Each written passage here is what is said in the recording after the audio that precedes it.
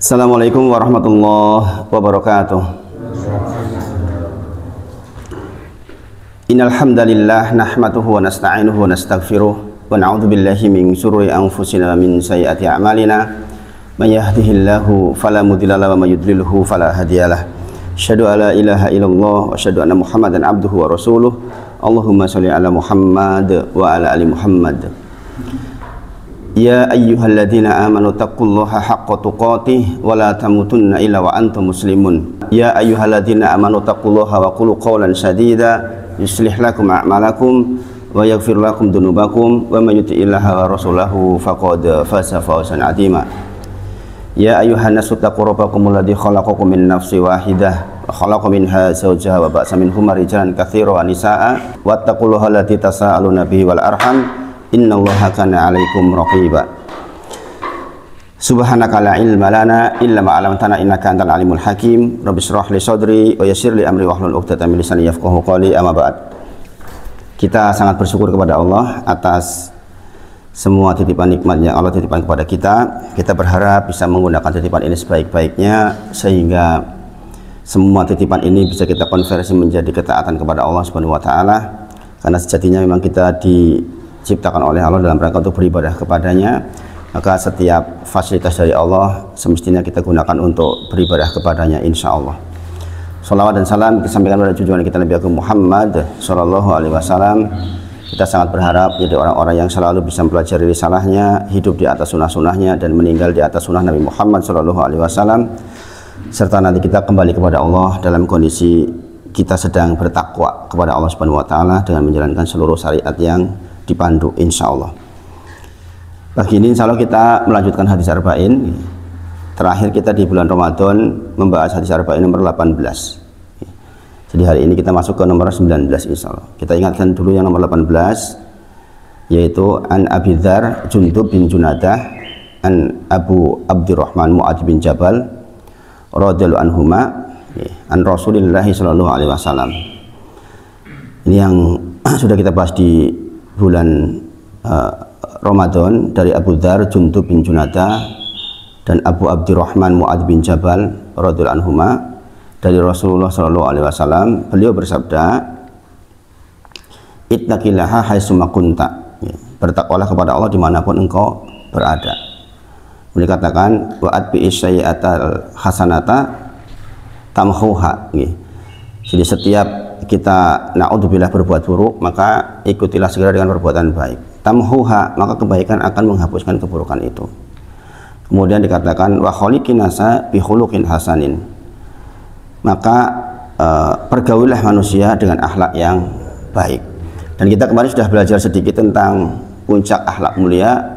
Puncak akhlakul karimah adalah sifat halim yang sangat berhubungan dengan apa yang hendak kita lakukan di sepanjang bulan Dzulhijjah, yaitu ibadah kurban. Ibadah kurban dicontohkan oleh Allah dengan dua profil utama, yaitu Ibrahim alaihissalam dan Ismail alaihissalam. Yang keduanya punya sifat halim. Yang halim adalah puncaknya akhlakul karimah. Maka kalau kita hubungkan dengan hadis ini, ketika di akhir hadis dikatakan wa khaliqin nasa bi khuluqin hasanin, bergaulah dengan manusia dengan akhlak yang paling mulia, maka mudah-mudahan kita termasuk bisa mempraktikkan hal itu. Di antaranya adalah longgar dadanya, mudah memaafkan, semuanya untuk kebaikan, pakai penekan banget, baik banget, lomoh banget, itu sifat halim. Dan di sini dikatakan tentang bertakwalah kepada Allah dimanapun engkau berada, baik ramai maupun sepi. Begitu banyak orang yang kelihatan bertakwa di kala ramai, tapi ketika sendirian dia tidak bertakwa kepada Allah. Maka kita berharap menjadi orang-orang yang terhindar dari hal yang sedemikian. Nah, itu poin-poin yang kita bahas di hadis nomor 18. Ya, mudah-mudahan bisa kita implementasikan dalam kehidupan kita sehari-hari, dan semoga Allah mudahkan, berikan kepada kita taufik sehingga setiap ilmu bisa kita laksanakan, insya Allah. Sebagaimana janji Allah bahwa barang siapa yang melaksanakan ilmu yang sudah dipelajari, maka Allah berjanji akan membukakan ilmu baru yang tidak kita ketahui sebelumnya. Nah, ini prinsip ya, bahwa setiap ilmu yang kita pelajari kemudian kita laksanakan, Allah menjanjikan pada diri kita bahwa kita akan dibawakan lagi ilmu lain yang sebelumnya kita tidak ketahui. dan ilmu tentu saja sangat luas, sampai kita meninggal pun saya yakin nggak akan pernah selesai. Tapi Allah menjanjikan itu, kita akan dibukakan step by step. Mudah-mudahan Allah berikan taufik kepada kita semua, insya Allah. Baik, kita masuk ke hadis nomor 19. Insya Allah ini faedahnya juga sangat luar biasa, dan ini menjadi pembahasan paling penting untuk membina, khususnya membina keluarga, karena ini hadis ini terkait dengan gulam. Gulam itu anak remaja. Gulam itu sekitar 9-10 tahun atau kurang dari 9 tahun. Sebagian mengatakan kalimat gulam atau anak muda itu kurang dari 9 tahun. Nanti hadis ini terkait dengan itu. Jadi di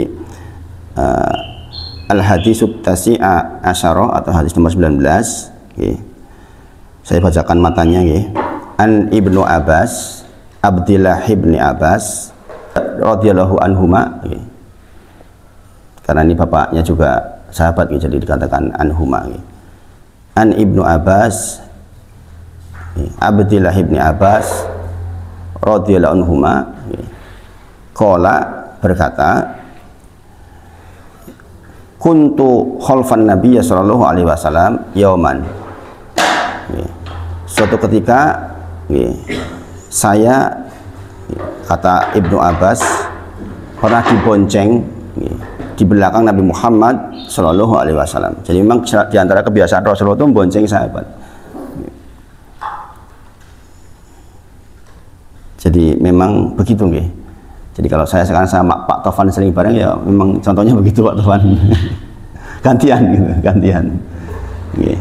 Jadi kuntu khalfan nabiyya sallallahu alaihi wasallam yauman faqala li, kemudian Rasulullah berkata kepadaku. Jadi ini sekaligus menjadi dalil bahwa kalau kita bareng, ya obrolan yang saling memberikan pesan baik. Dalam kasus ini Rasulullah tentu saja yang memberikan pesan utama. Ya gulam. Nah ini dikatakan ya gulam, wahai anak remaja. Jadi gulam itu dalam bahasa Arab bisa sebagian mengatakan 10, 9 atau kurang dari 9 bahkan. Jadi Anda bisa bayangkan, Rasulullah SAW itu memberikan pesan kepada anak 9 tahun. Anak kita sekarang umur berapa tahun? Harusnya anak kita udah mulai diajak begini nih. Ya gulam, wahai anakku. Kalau ini wahai anak remaja, ini sesungguhnya aku u'alimuka kalimat. U'alimuka kalimat. Saya akan mengajarkan kepadamu beberapa kalimat. Jadi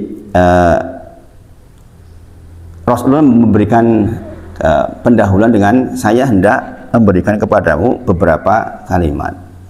Jadi ini menarik nih. Ketika kita hendak menyampaikan ke orang lain juga bisa pakai mukadimah seperti itu.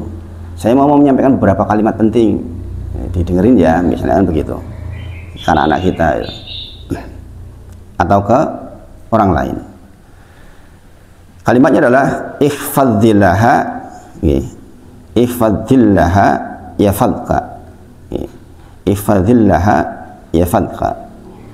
Jagalah Allah, maka Allah akan menjagamu. Ini hadis yang sangat populer, insya Allah. Kemudian ihfadzillaha tajidhu tujahaka. Jagalah Allah, maka Allah akan ada di hadapanmu, hadir di hadapanmu.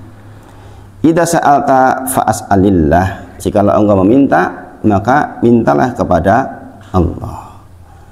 Wa idza sta'anta fasta'in billah. Jikalau engkau hendak meminta tolong, maka minta tolonglah kepada Allah. Itu. Wa'lam, ini penegas, ketahuilah wahai gulam, annal ummata lawijtama'at ala an yanfa'uka bi syai'in.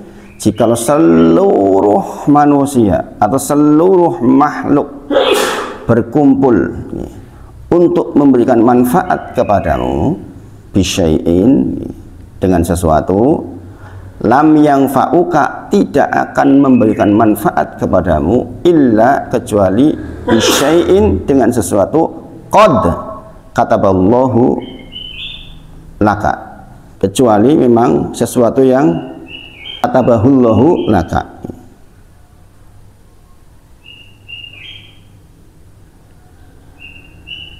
Kurang domir hu tadi.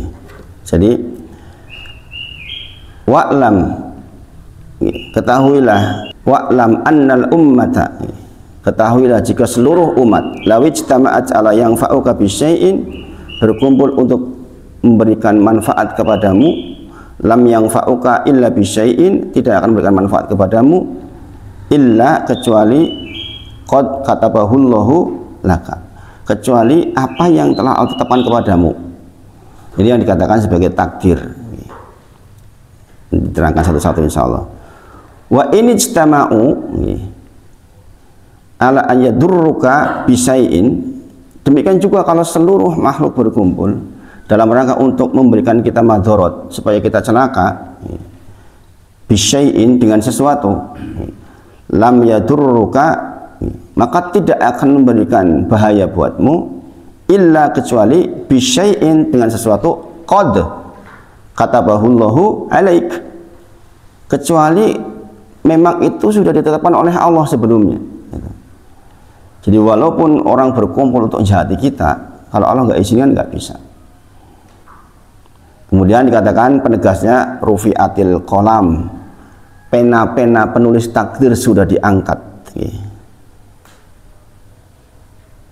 Wajafatis suhuf, dan lembaran-lembaran telah ditutup. Jadi pena pencatat takdir telah diangkat, rufi'atil qalam. Kemudian lembaran-lembaran catatan-catatan telah kering, artinya sudah tidak ada lagi perubahan. Makanya di dalam Quran surah Al-Hadid disebutkan tentang bahwa semua yang terjadi di muka bumi ini sudah tertulis lengkap oleh Allah. Min qabli an nabra'aha.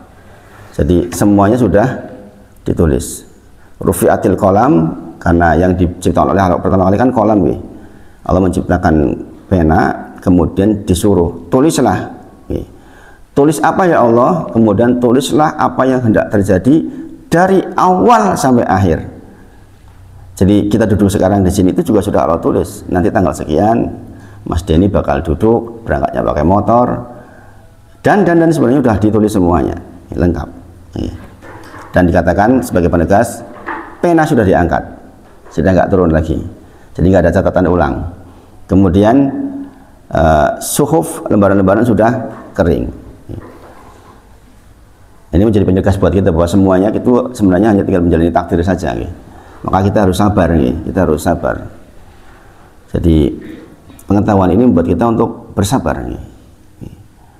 Wajafatis suhuf, apalagi kita barusan belajar tentang kisah Ibrahim, tentang betapa sabarnya beliau ketika diusir, kemudian ingin punya anak, dia berdoa, Rabbi habli minas solihin. Pada waktu itu dia masih berumur 20 tahunan, kemudian dikabulkan oleh Allah ketika dia umur 80 tahun. Bisa kebayangkan nunggunya berapa lama itu, 60 tahun. Ini yang membuat saya kalau lagi diberi sakit itu kuat ya. Jadi ketika sakit sudah berdoa, sudah minum apa yang kira-kira menyembuhkan, kok belum sembuh, ya Ibrahim alaihissalam saja lama banget. Saya harus lebih bersabar mudah-mudahan dari apa yang sudah lewat. Kadang-kadang kita kurang sabar ya. Kemudian wa fi riwayati Bukhari Tirmidzi, dalam riwayat lain selain yang diriwayatkan oleh Imam At-Tirmidzi. Jadi yang tadi itu rawahu Tirmidzi wa qala hadisun hasanun sahihun. Itu riwayat Imam At-Tirmidzi, yang hadis itu dikatakan, dia berkata hadis ini hasan sahih. Kemudian wa fi riwayati Bukhari Tirmidzi, adapun riwayat selain dari Imam At-Tirmidzi dikatakan ikhwadillaha tajidhu amamak. Jagalah Allah, maka Allah akan berada di hadapanmu, akan hadir di hadapanmu. Kemudian ta'aruf ilallahi firraha ya'rifka fisidah. Kenalkanlah dirimu kepada Allah dalam kondisi engkau lapang, dalam kondisi engkau senang, dalam kondisi engkau sehat, dalam kondisi engkau bahagia. Ya'rifka fisidah, ya'rifka fisidah. Maka Allah akan mengenalimu, akan menolongmu ketika engkau sempit. Dalam bahasa lain, maka dekat-dekatlah kepada Allah, kenalkan dirimu kepada Allah ketika muda, maka nanti ketika tua, ketika engkau lemah, Allah akan mengenalimu. Wa'lam, ketahuilah, ana ma'akhta'aka lam yakum li yusibaka. Sama dengan yang tadi dengan redaksi yang lain, bahwa apa yang ketahuilah bahwa apa saja yang luput darimu, maksudnya Allah tetapkan gak akan menimpamu, maka tidak akan pernah menimpamu. Jadi jangan takut itu maksudnya itu. Sebaliknya wa ma asabaka lam yakun liyukhti'aka. Demikian juga tentang sesuatu yang hendak menimpa kita, sebuah musibah misalnya, maka kita tidak mungkin akan bisa menghindarinya. Memang itu bagian dari takdir, pasti akan menimpa kita. Maka mereka tidak akan menyelisihi takdir. Kemudian pena-pena telah diangkat dan lembaran-lembaran telah kering. Ketahuilah bahwa kemenangan bersama kesabaran. Jadi lanjutannya adalah wa'lam anan nasra ma'as sabr. Sesungguhnya pertolongan itu bersama dengan kesabaran. Kemudian wa anal faraja ma'al karbi, bahwa kelapangan solusi itu bersama dengan kesempitan yang sangat. Gitu. Jadi kelapangan itu bersama dengan kesulitan.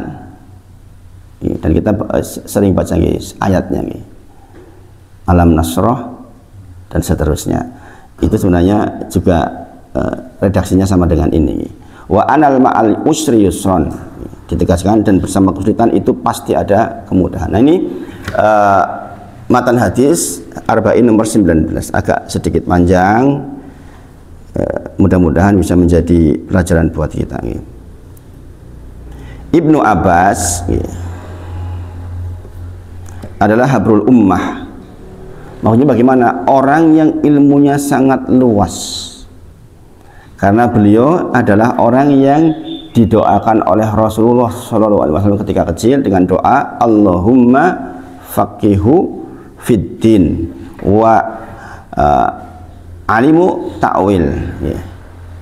Jadi takwil di sini maksudnya ahli tafsir. Jadi ya Allah, karuniakan kepada Ibnu Abbas ini kefakihan atau kepandaian di dalam ilmu agama, dan jadikan dia adalah orang yang ahli di dalam tafsir. Maka kalau jangan perhatikan kitab-kitab tafsir besar seperti kitab tafsir At-Tabari, tafsir Ibnu Katsir atau Al-Baghawi, kitab tafsir-tafsir yang besar, pasti di hampir sebagian besar ayatnya menyebut tafsir dari Ibnu Abbas radhiyallahu anhuma. Contohnya ketika menyebutkan terkait dengan bulan ini, atau 36, inna iddatas syuhuri indallahi isna asyara syahran fi kitabillahi yawma khalaqas samawati wal arda minha arba'atun hurum, dzalika dinul qayyim fala tadlimu fina anfusakum, sampai akhir ayat. Maka kalimat minha arba'atun hurum itu biasanya mengambil dari tafsirnya Ibnu Abbas. Pokoknya ada 4 bulan yang hurum, maksudnya adalah bulan-bulan yang di dalamnya ketika kita berbuat baik kita mendapatkan pahala banyak berlipat, demikian juga ketika kita berbuat buruk maka kita akan mendapatkan dosa yang berlipat. Itu tafsirnya Ibnu Abbas radhiyallahu anhu. Dan Ibnu Abbas walaupun muda 9-10 tahun, tapi ketika ada rapat-rapat besar sahabat-sahabat senior seperti Abu Bakar, Umar, Utsman, Ali radhiyallahu anhum ajmain, itu diikutkan, selalu diikutkan. Bahkan seringkali beliau itu memberikan tafsir yang akhirnya diikuti oleh seluruh sahabat yang lain. Ketika menafsir tentang idza jaa nasrullahi wal fath wa ra'aitan nasa yadkhuluna fi dinillahi afwaja fasabbih bihamdi rabbika wastaghfir innahu kana tawwaba, maka semua sahabat itu bertanya kepada sahabat yang lain tentang hal ini, bagaimana pendapatmu tentang surat ini, dan semuanya. Kemudian akhirnya Umar mengatakan, tanyakan dulu sebentar, kita tanyakan kepada Ibnu Abbas, bagaimana pendapatmu tentang ini. Maka Ibnu Abbas menjawab tentang sesuatu yang membuat menangis seluruh sahabat, yaitu bahwa dekatnya waktu ajal Rasulullah SAW, karena sudah dikatakan idza jaa nasrullahi wal fath, ketika sudah datang pertolongan Allah dan kemenangan, berarti serampung dong, kan gitu. Betul, sudah selesai tugas Rasulullah. Maka langsung tahu Ibnu Abbas ini tanda dekatnya ajal Nabi Muhammad SAW, dan memang tidak lama setelah itu Rasulullah meninggal. Ini yang membuat sahabat itu sampai menangis. Nah, ini keutamaan Ibnu Abbas, orang yang masih muda dan mendapatkan pesan kalimat yang menakjubkan, yaitu ya gulam, ini u'alimuka kalimat, wahai gulam, sesungguhnya aku hendak memberikan kepadamu beberapa kalimat. Jadi Ibnu Abbas itu sekali lagi memberikan pesan buat kita, kita jadi orang tua ke anak-anak kita, pokoknya tanam kebaikan walaupun mungkin tidak langsung masuk. Apalagi zaman sekarang yang tantangannya besar. Kemarin waktu wisudaan Amar itu dari pihak sekolahan bilang problem orang tua sekarang semuanya sama, bocah wengi kontul wangel isu kon pak tangi angel karena HP. Memang betul-betul HP itu subhanallah HP itu benar-benar perusak yang sangat luar biasa. Makanya sekarang di Cina anak 16 tahun, di bawah 16 itu nggak boleh pegang sosmed. Amerika, Australia, Finlandia, Irlandia, negara-negara yang terkenal pendidikannya bagus sekarang di bawah 16 tahun nggak boleh pegang sosmed, peraturan pemerintah. Seandainya di Indonesia diterapkan seperti itu bagus itu, karena memang mereka akhirnya balik ke literasi lagi, balik ke buku manual. Sekarang nggak ada lagi di sana sekolah bawa HP, gitu nggak ada, sudah nggak ada. Karena memang ternyata efeknya itu luar biasa. Demi Allah, saya sendiri merasakan beratnya melawan HP itu. Anak itu bisa berubah sifat, bisa berubah pola luar biasa gara-gara HP itu. Jadi sementara di zaman dulu Ibnu Abbas dengan umur 9 tahun sudah diberikan pesan seperti ini. Jadi dikatakan habrul ummah, maksudnya adalah orang yang ilmunya sangat luas. Beliau meninggal di umur 70 sekian tahun di Taif, tempat yang Rasulullah sebutkan jikalau engkau hidup panjang maka engkau akan menemukan tempat ini hijau. Dan sekarang sudah hijau. Taif itu sudah sangat indah sekarang. Salah satu tempat healingnya orang-orang Arab Saudi itu ke Taif, salah satunya. Jadi sudah sampailah hadis Rasulullah ke zamannya, sekarang udah sampai kan. Dulunya kan kering kerontang di situ.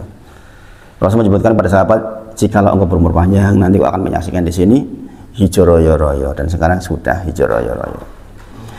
Di sana ada masjid. Biasanya kalau dengan umroh reguler itu biasanya kalau ke Taif diajak ke sini, ke tempat masjidnya Ibnu Abbas, masjid yang besar sekali. Saya tahunya dari YouTube nih, saya lihat. Kemudian ada makamnya, nggak jauh dari masjid ada makam Ibnu Abbas radhiyallahu anhu.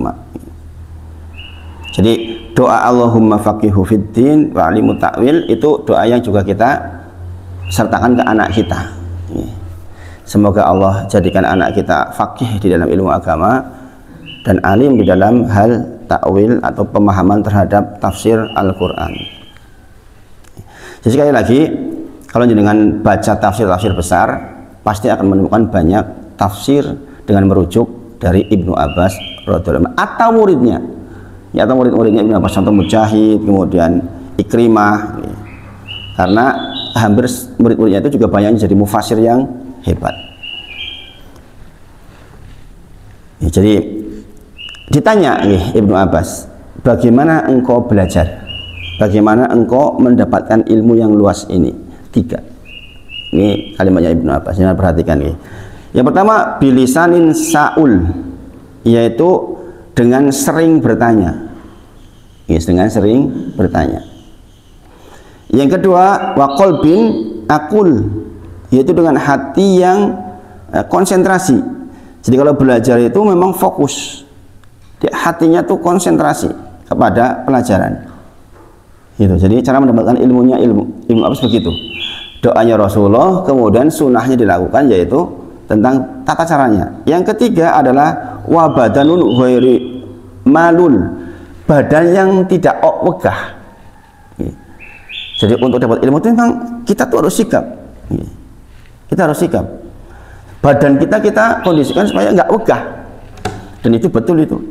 Makanya sering saya kalau sakit itu sedih banget itu. Karena kalau sakit kadang-kadang kan kita badan itu berat gitu. Belajar itu berat rasanya.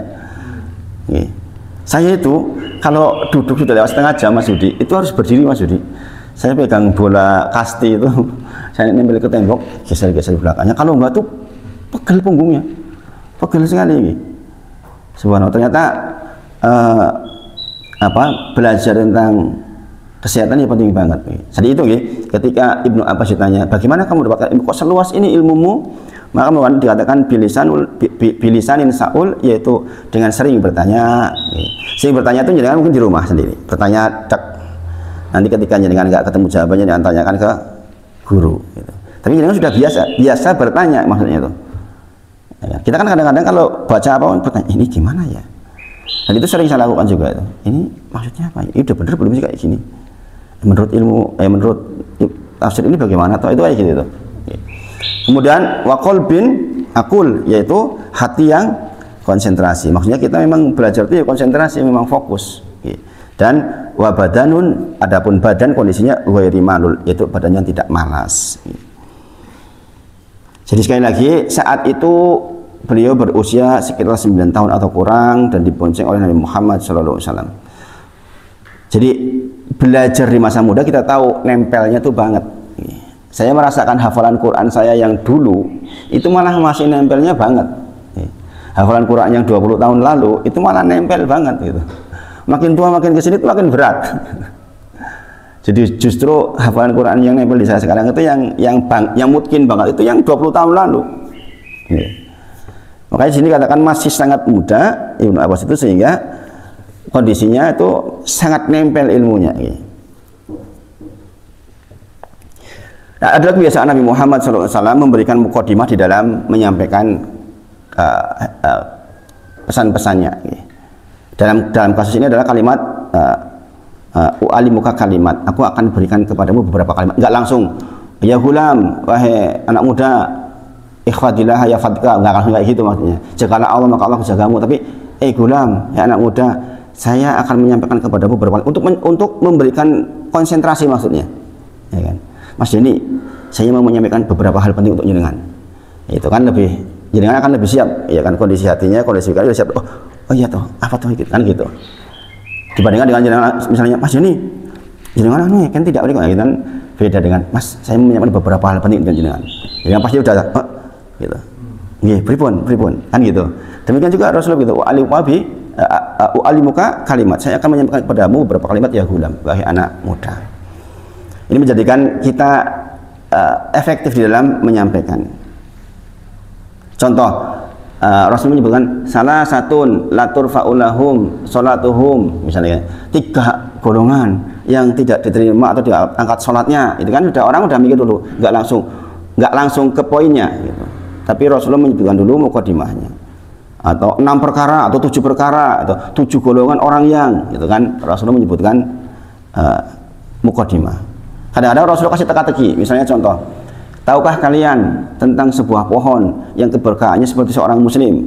Wah, kan sahabat bertanya, apa ya gitu.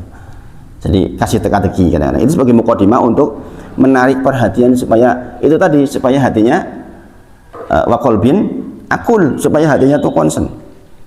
Nah, sekarang pertanyaan, kalau jenengan sendirian di rumah, bagaimana supaya seperti itu? Yang dilakukan adalah bertanya jenengan. Tentang zakat itu gimana tuh ya? Nah, barangkali pertanyaan itu jenengan akan punya perhatian lebih dan punya energi yang lebih. Atau misalnya Rasulullah menyebutkan ala ukhbirukum bi nisaikum min ahlil jannah, maukah aku beritahukan tentang wanita-wanita penghuni surga? Rasulullah nggak menyebutkan wanita penghuni surga adalah ini enggak langsung gitu, ya kan? Tapi ala ukhbirukum, maukah aku kabarkan kepada kalian ala nisaikum min ahlil jannah, di antara wanita-wanita yang menjadi penduduk surga. Maka ibu-ibu langsung, yang kayak mana ya? Kayak gitu loh. Itu. Jadi model penyampaian Rasulullah seperti itu juga yang sering saya tiru juga.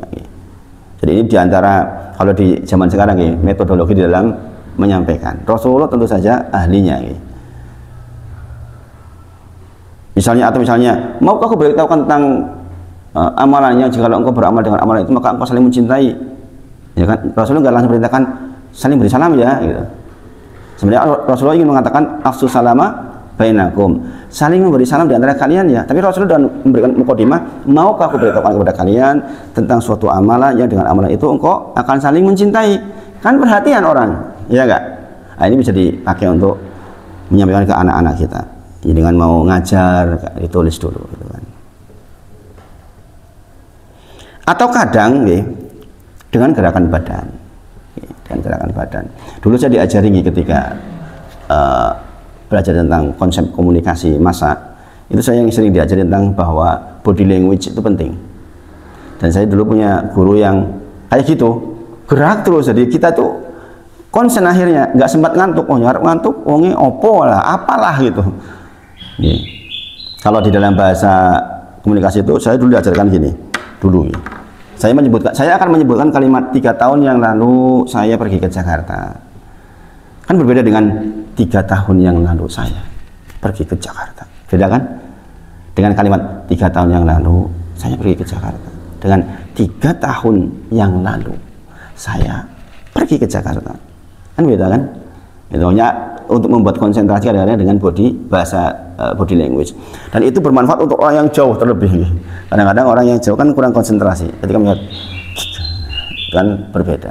Dan itu juga menjadi metodologi di dalam menyampaikan pesan. Rasulullah demikian. Ya hulam inni u'alimuka kalimat. Enggak langsung ikhfadillaha yafadka, tapi dikasih pendahuluan. Nah, ini bisa kita ambil ilmunya. Kemudian maksud ikhfadillaha yafadka, jaga Allah, niscaya Allah akan jaga kamu. Itu maksudnya apa? Nah, ini kan harus dibahas.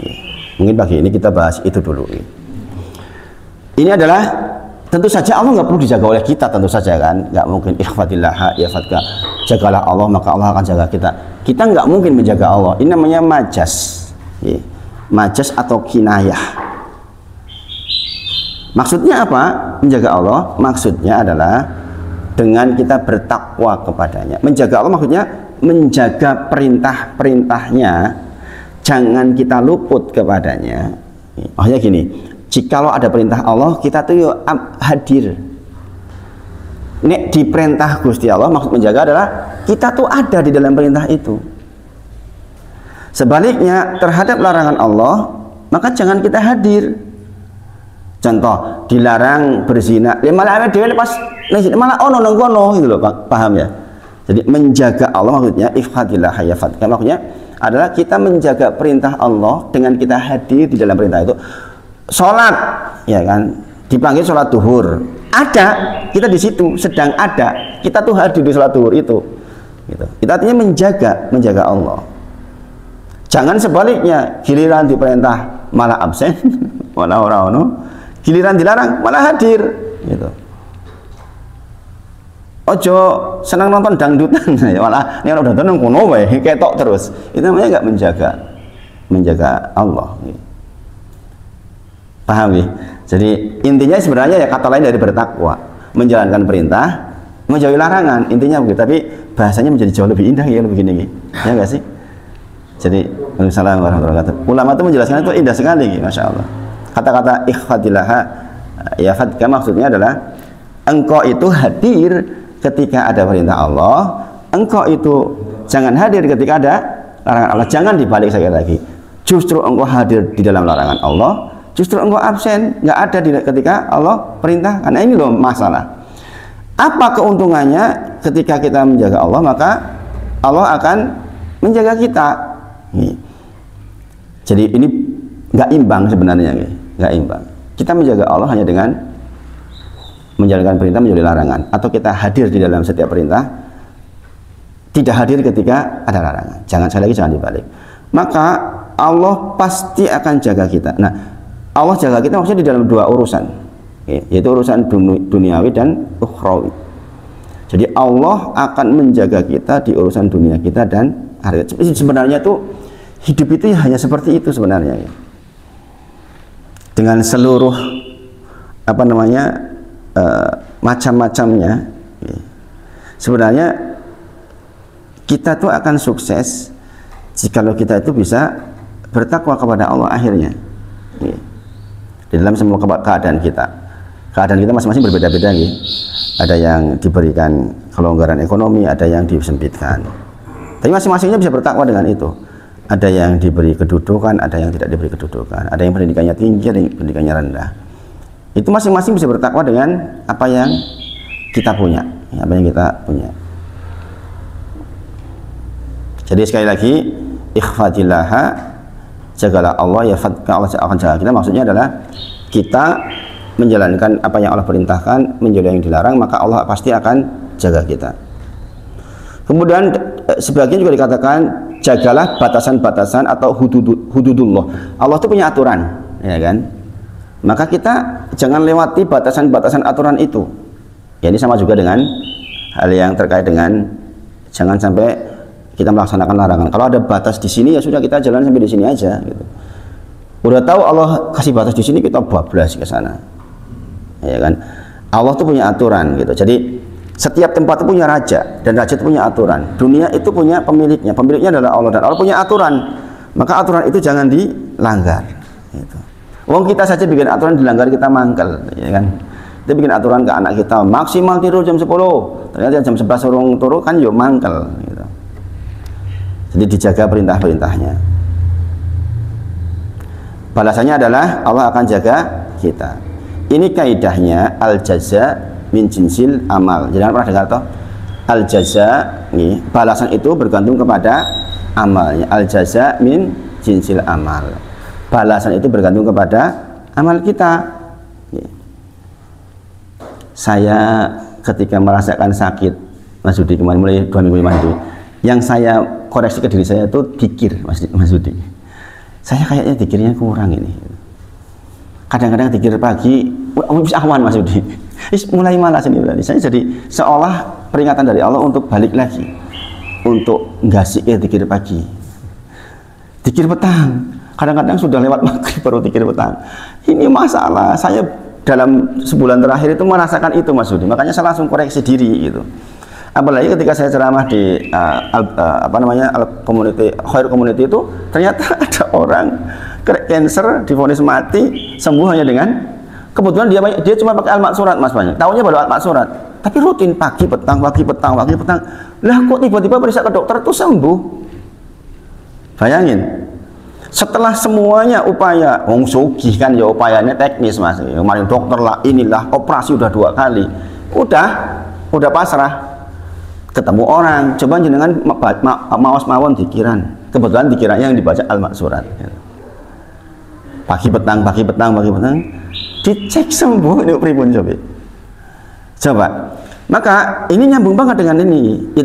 Ikhfatilaha yafatka. Kalau engkau itu jaga perintah-perintah Allah, maka Allah akan jaga kita. Maksud jaga kita adalah 2 tadi itu, urusan dunianya dan urusan akhiratnya. Kemudian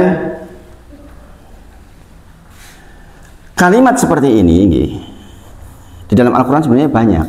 Kalau jangan perhatikan tentang kalimat yang semisal dengan ikhfatilaha yafatka, jagalah Allah maka Allah akan jaga. Itu sebenarnya banyak dalam Al-Quran. Cuma dalam redaksi yang lain, mirip-mirip. Contoh, hafidhu ala sholawati wa sholatil wusta. Jagalah sholat kalian ya, demikian juga jaga sholat yang pertengahan. Orang menyebutnya sholat asar. Waladina ala sholawatihim yuhafidun. Orang-orang yang menjaga sholat mereka. Atau wahfadhu aimanakum. Jagalah janji-janji kalian. Itu kan, itu redaksi yang lain tapi sebenarnya intinya sama. Kemudian waladinahum li furujihim hafidun dalam Quran surah Al-Mu'minun, supaya kita menjaga kemaluan-kemaluan kita. Atau perintah wahai laki-laki, jagalah pandangan kalian, ghadul basar. Jadi kalimat ikhfadilaha yafatka dalam Al-Quran sebenarnya dalam redaksi yang lain itu banyak sekali tentang supaya kita menjaga pandangan kita, menjaga kemaluan kita, menjaga pendengaran kita, itu banyak. Atau dalam hadis Nabi Muhammad SAW ada hadis yang menurut saya perlu banget kita tanam di dalam hati, yaitu kalimat malu kepada Allah yang sebenarnya kata Rasulullah adalah engkau menjaga kepala dan perut. Kata Rasulullah, malu kepada Allah yang sesungguhnya adalah ketika engkau menjaga kepala dan perut. Maksudnya bagaimana? Menjaga kepala diterangkan oleh para ulama. Malu kepada Allah yang sebenarnya kata Rasulullah adalah ketika engkau menjaga kepala dan perut. Maksudnya apa yang ada di kepala ini loh dijaga. Pikiran kita yang baik-baik, pandangan mata kita yang baik-baik, pendengaran kita yang baik-baik, mulut kita yang baik-baik. Itu maksudnya itu tuh.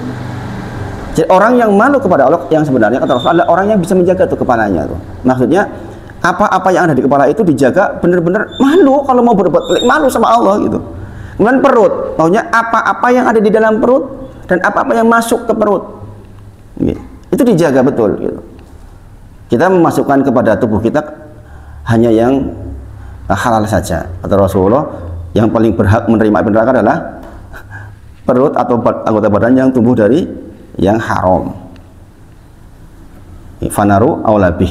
Pokoknya yang paling pantas menerima sengatan api neraka adalah tubuh yang dimasukkan ke dalamnya barang yang haram, sekecil apapun. Makanya betapa jahatnya orang tua memasukkan barang haram ke anak-anaknya. Sebenarnya kasihan banget kan, jahatnya luar biasa. Jadi itu ya, jadi malu yang sesungguhnya kata Rasulullah adalah ketika dia bisa menjaga kepala dan perut. Maksudnya adalah apa yang di kepala ini dijaga. Pikiran kita jangan melayang-layang kepada hal yang buruk, mata kita memandang kepada hal yang positif saja. Jadi ketika kita memandang, mikir ini entuk rakot Gusti Allah, mendengar. Apalagi di zaman fitness seperti sekarang, gimana gadget setiap waktu kita pegang, kan yang ditonton apa saja. Kalau kita ingat-ingat kayak gitu, kita bisa mengendalikan gadget kita.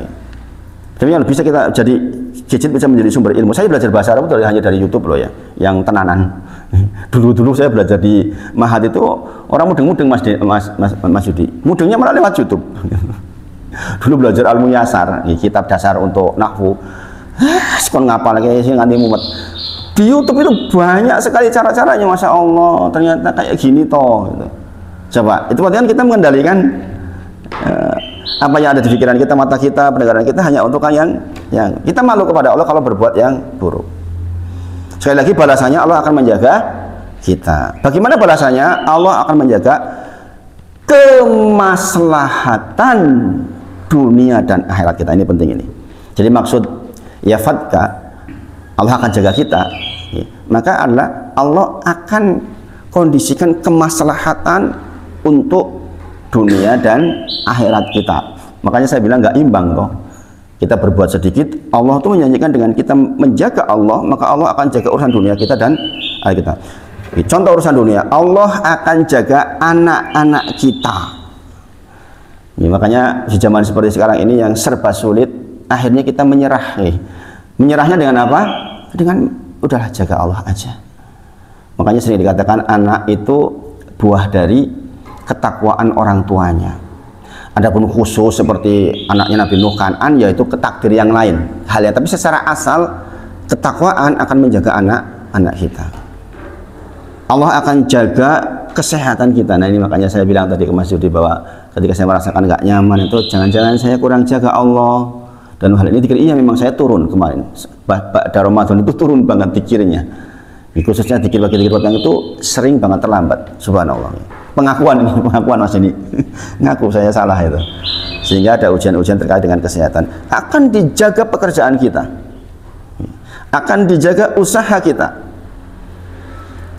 Sedemikian banyak kemarin ketika bulan tahun-tahun Covid orang yang bangkrut total. Tapi teman-teman saya yang normal saja jalannya ya banyak juga. Coba. Kenapa bertahan? Itu pasti ini adalah orang-orang yang dia menjaga Allah. Bahkan Allah bukan hanya akan jaga dirinya, tapi jaga anak keturunannya, dan ini dalilnya jelas. Ini di dalam Quran surah Al-Kahfi. Ketika malaikat Nabi Musa dan Nabi siapa satunya? Siapa Mas? Bukan. Yang katanya gurunya Nabi Musa, Nabi Khidir. Nabi Khidir. Suatu ketika mereka lewat ke sebuah tempat, ya kan, lapar. Berdua Nabi ini lapar. Nabi kelaparan Pak Taufan. Jadi kalau kita kadang-kadang kurang ekonomi ya wajar-wajar. Nabi Musa, Nabi itu kelaparan, maka ketoklah rumah sebuah warga. Warga itu diketok minta makan, nggak ada yang mau ngasih, bayangin, nggak mau ngasih loh, bayangin. Dimintai, sampai minta loh ya. Nggak dikasih makan. Pak Tono yang punya makanan banyak, kalau ada yang minta kasih Pak. Masya Allah. Jadi ada Nabi ke sebuah tempat minta makan nggak dikasih, kemudian di ujung jalan Nabi Khidir itu tiba-tiba membetulkan rumah yang miring. Subhanallah ya. Masya Allah ya. Dikatakan wakana abuhuma solih. Jadi Musa itu bertanya kepada Nabi, maksudnya nggak boleh bertanya toh. Musa nggak boleh, perjanjiannya kan begitu, kamu ikut saya tapi jangan tanya-tanya ya, kalau kamu tanya-tanya nanti malah nggak lulus gitu. Tapi nggak tahan nih, Wong bar liwat, lapar luar biasa, minta makan nggak dikasih, kok malah nulungi. Paham maksudnya? Di ujung jalan, di ujung kaum itu ada rumah miring, ada rumah miring. Kemudian dadak, oh lagi lapar-lapar, oh benak makan ya apa toh, ya kan? Sampai rumahnya tegak bagus. Maka dikatakan oleh Musa, ngopo nih? Oh enggak, orang nggak mau nolongin kita kok, kita tolongin dia. Maka dia di dalam surat Wahyu dikatakan wa kana abuhuma sholihah. Sesungguhnya orang tua dari anak yatim ini adalah orang soleh. Sebagian tafsir mengatakan itu mbahnya yang ketujuh sana. Makanya ada istilah 7 turunan lagi. Jadi mbahnya yang ketujuh di sana itu orang soleh. Sebagian ada yang mengatakan mbahnya langsung. Ya katakanlah pokoknya mbahnya. Jadi solehnya mbahnya itu mengakibatkan Allah perintah jaga tuh keturunannya. Paham? Nah ini itfadilaha ya fadka. Jagalah Allah maka Allah akan jaga kita, termasuk keturunan kita. Nah ini dalil yang sangat jelas itu. Jadi kalau kita bertakwa kepada Allah tuh urusannya tuh dimensinya itu panjang kepada anak cucu cicit kita gitu. Gantung siwur gitu. Kalau di sini katakan keturunan ketujuh. Jadi Nabi Khidir mengatakan kepada Musa, iki anak punyanya anak yatim. Yang anak yatim ini adalah keturunan orang soleh. Di dalam rumah ini ada harta yang ditinggalkan oleh mbahnya dulu. Kalau ini nanti rubuh, ketahuan sama masyarakat diambil. Paham? Bayangin, sampai dijaga ketakwaannya, dijaga hartanya, gara-gara mbahnya soleh. Masya Allah. Coba, ini pesannya pendek tuh. Ya gulam, ikhfadillaha ya fadka. Jagalah Allah, maka Allah akan jaga engkau. Jadi usaha kita dijaga, termasuk kesehatan kita dijaga. Jadi harus pede aja kita. Kalau pengen dijaga oleh Allah, jaga Allah aja. Tugas kita cuma itu aja sebenarnya. Yakin banget kalau ada kekurangan kita itu karena kita nggak jaga Allah. Yakin. Ya saya merasa itu tadi. Misalnya dikasih buat nyaman banget ini opo tuh jadi. Saya sampai merasa, oh iya ternyata beberapa waktu dikir kurang. Itu mungkin banyaklah hal-hal ibadah waktu yang kita kurang. Itu ya, jadi dalam Al-Quran pun disebutkan ya, kisah itu ya. Jadi sesungguhnya tembok yang miring ini yang hendak roboh adalah milik dari anak yatim yang mbahnya dulu adalah orang soleh, dan di dalamnya ada harta yang jika dibiarkan maka dia akan tumbang, kemudian akan terlihatlah hartanya akan diambil oleh masyarakat yang jahat tadi itu loh, sing ora gelem nulungi tadi itu loh. Jadi itu ya. Jadi mencakup keluarga, kesehatan, usaha, anak. Ibnu Musayyib dia berkata pada anaknya, sesungguhnya aku sholat panjang-panjang agar Allah jaga kamu. Ini penting Mas Denin. Ibnu Musayyib ulama besar mengatakan, saya itu sholat banyak, panjang, kononnya anak, benek Allah tuh jaga kamu loh. Nah, anak kita. Sekali waktu kayak gitu nggak apa-apa. Gitu. Jadi usaha kita yang paling poin adalah kitanya baik. Kitanya baik. Nah ini baru sebagian di atas, itfadilaha ya fadka. Nanti yang berikutnya kita bahas di pertemuan berikutnya insya Allah. Pendek tapi kandungannya sangat luar biasa. Inilah ciri khas hadis di Arba'in Nawawi, yaitu jawami'ul kalim. Kalimatnya pendek tapi kandungannya sangat besar. Semoga bermanfaat. Kita tutup dengan kafaratul majelis. Subhanakallahumma wa bihamdika asyhadu an la ilaha illa anta astaghfiruka wa atubu ilaik. Wa akhiru da'wana alhamdulillahirabbil alamin. Assalamualaikum warahmatullahi wabarakatuh.